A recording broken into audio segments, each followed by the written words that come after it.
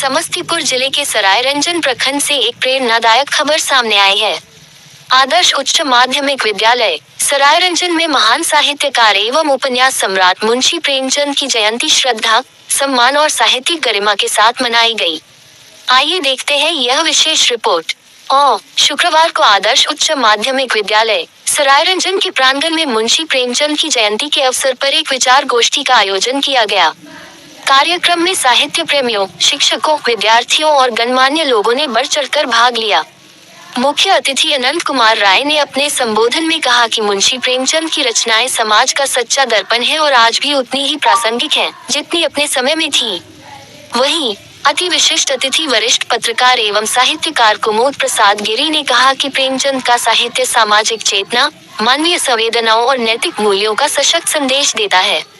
उन्होंने युवाओं से प्रेमचंद के साहित्य को पढ़ने और उससे प्रेरणा लेने का आह्वान किया। कार्यक्रम को प्रोफेसर अवधेश कुमार झा ने भी संबोधित किया। मंच संचालन प्राध्यापक रविंद्र ठाकुर ने किया। कार्यक्रम के समापन पर मुंशी प्रेमचंद के चित्र पर पुष्पांजलि अर्पित की गई तथा उपस्थित सभी लोगों ने उनके आदर्शों पर चलने का संकल्प लिया। इस अवसर पर विद्यालय प्रबंध समिति के अध्यक्ष दिनेश कुमार साहू, रामचंद्र साहू, रामदयाल राय, रविंद्रनाथ झा, रंजीत कुमार, मदन कुमार भगत, राकेश कुमार, शरद कुमार, सोनाली कुमारी सिन्हा सहित विद्यालय के सभी शिक्षक शिक्षिकाएं एवं छात्र छात्राएं उपस्थित रहे। मुंशी प्रेमचंद का साहित्य आज भी समाज को नई दिशा और सकारात्मक सोच प्रदान करता है। उनकी जयंती पर आयोजित ये कार्यक्रम नई पीढ़ी को साहित्य और सामाजिक मूल्यों से जोड़ने की एक सार्थक पहल साबित हुआ।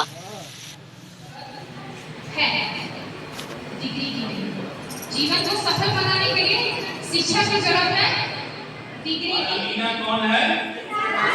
देखिए, प्रेमचंद ने हमारी कहानी, हमारे आसपास की कहानी को किस तरह शब्दों में पिरोया।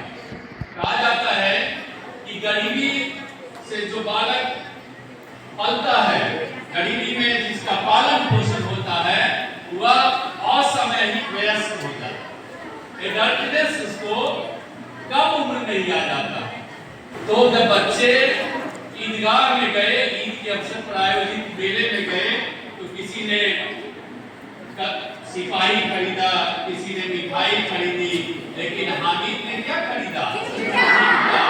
उसको लगा कि उसकी दादी जब तवे से रोटी पलटती है, उलटती है, तो उसकी हाथ क्या बचाती है? तो प्रेमचंद ने इस बात की ओर इशारा किया। प्रेमचंद ने हमें निरूपित किया कि हमारे समाज के वैसे बच्चे जो अथवा भाव में अपना जीवन व्यतीत करते हैं, वह असमय ही बड़ों जैसे सोचने लगते हैं। इसी तरह एक कहानी है शतरंज के खिलाड़ी वाजिद अली शाह के कार्यकाल की कहानी है। लखनऊ में रंगभूमि, कर्मभूमि, निर्मला, ये सब उनके प्रमुख उपन्यास हैं। और छद्म नाम से लिखते हैं, आप लोगों ने सुना है कि नवाब राय के नाम से लिखते थे, उसके बाद उन्होंने लिखा मुंशी प्रेमचंद के नाम से, जबकि सर्टिफिकेट में उनका ओरिजिनल नाम क्या है? धनपत राय श्रीवास्तव। जाति के कायस्थ थे, कायस्थ समझते हो ना, जिसे दूसरी भाषा में कहा गया है लाला जी, नहीं, कायस्थ जाति से थे। जो हमारे अमिताभ बच्चन है, महानायक सदी के, वह भी राय लिखते हैं ना, हरिवंश राय बच्चन के पुत्र हैं, उनका भी राय। तो अमिताभ बच्चन भी लाला जी थे और ये मुंशी प्रेमचंद भी लाला जी थे। इनकी पत्नी मर गई थी युवा अवस्था में। उन्होंने क्या किया? विधवा से विवाह किया अपनी जाति की महिला से, लेकिन वह विधवा को भी छोड़ करके मात्र 56 वर्ष की आयु में इस दुनिया से गुजर गए। और आज एक अन्य महापुरुष का पुण्यतिथि है, मालूम है? बहुत बड़े गायक हुए हैं, उनका अभी तक जोड़ा में नहीं है, मोहम्मद रफी। आज ही के दिन मोहम्मद रफी का निधन हुआ था, जो अमर गायक बने। तो दोनों को हम श्रद्धांजलि अर्पित करते हैं। और एक कविता के बाद अपनी ही कविता है, उनके व्यक्तित्व और कृतित्व पर जो मैंने आज रचना की है, आप लोगों के सामने प्रस्तुत करेंगे और यहाँ से अपनी वाणी को विराम देंगे। तो उनके लिए पहले 4 पंक्ति। आने वाले को जाना है, कुछ होना है, कुछ पाना है, प्रेरित करके जग वालों को नया सवेरा लाना।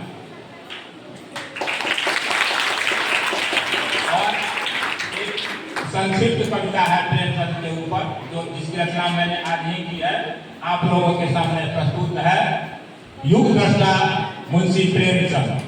कलम उठी जब प्रेमचंद की, जाग उठा जन जन का प्राण। कलम उठी जब प्रेमचंद की, जाग उठा जन जन का प्राण। प्रीत मानव की पीड़ा गुंजा भारत का सपना। शब्द शब्द में शब्द दिव्य था, जीवन का यथार्थ लिए हिंदी गगन के धूप तारे से आलोकित उनका अवतार। और धनिया गीतू माधव बनकर युग के जीवन स्वर, निर्धन दलित किसान श्रमिक के आंसू बोले। शिक्षा शब्द है शिक्षा, और उसका तर्जुमा क्या होगा शिक्षा। उस शिक्षा को जो अपने आचार्य से शिक्षा सिखा दे वो शिक्षक होते हैं। और शिक्षक कुशल शिक्षक दीक्षक होते हैं। वो कहते हैं गुरु से दीक्षा ली जाती है। दीक्षा का क्या होता है, जो उस परमात्मा को दिखा दे उसको दीक्षा कहते हैं। आज हमारे इस आदर्शों वाले विद्यालय में सभी शिक्षक भी हैं और दीक्षक भी हैं। इसीलिए हम भी गौरवान्वित हैं कि आप जैसे कुशल आलेख एवं वीडियो संकलन बब्बन गिरी।